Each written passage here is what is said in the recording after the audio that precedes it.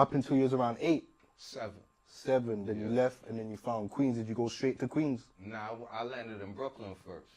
I landed in Brooklyn in 1988. You heard? So what? In the prime time of the crack epidemic. Oh, that's the Reagan era, right? Yeah.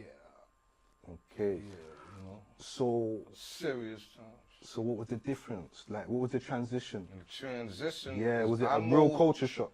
Of course, because remember, I just came from the, you could say like the jungle, because it's nothing but bush, dirt and roads, now you're seeing swinging tall from tree buildings to now. tree. I used to think I was Tarzan.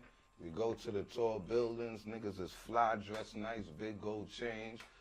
You got the fucking flies, cars outside, you know what I mean, sitting on BBSs and shit. Like, it was crazy in them time, like, so it was a culture shock for me from a young and just a big different transition. And then it was hip hop, so music. Yeah, you know what I mean? Like, back then music, it's reggae faster, back home, yeah, and so, calypso and them things. That's what took me away. And then the murder rate was extremely high. In America, yeah, compared to Trinidad back then. Yeah, Trinidad was nice when I left. It wasn't as violent as it is now. No.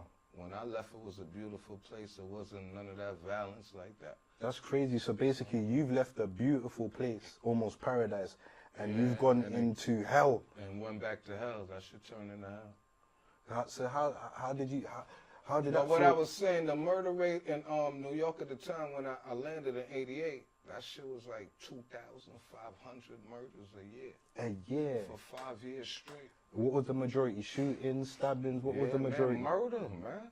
Shooting, stabbing, strangle. However, there's 1,000,001 ways to kill a nigga. And that's just in New York. Yeah, that was just, in New York at the time, the city, the 5 boroughs. So crazy. Me growing up there, that's why I left for a nice place to violence. Where you had to really learn how to survive. You know what I'm saying? Yeah. Yeah, so would you say that leaving there and going to America, it basically shaped you to who you are now? So then basically, yeah, most definitely. when you was back home, you was a good kid then basically, because you was young, having fun. I was a good kid. Remember, we young, we innocent at that time. We enjoying life, you know what I mean? I'm running, swinging from tree to tree. You know what I mean? We playing marbles and things like that, you know? Like, we little kids, we just enjoying life. So what was school like in Trinidad? Did they used to hit you back then? Yeah, used to get beatings in school. What about in New York? I'm from that era. Nah, they couldn't hit you in America.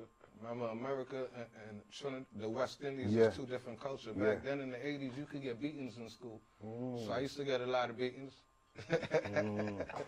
Or they call you in front of the class and in front of everyone. Yeah. You know, you got lashing boy. Yeah. I got a few of them. Okay. Yeah. So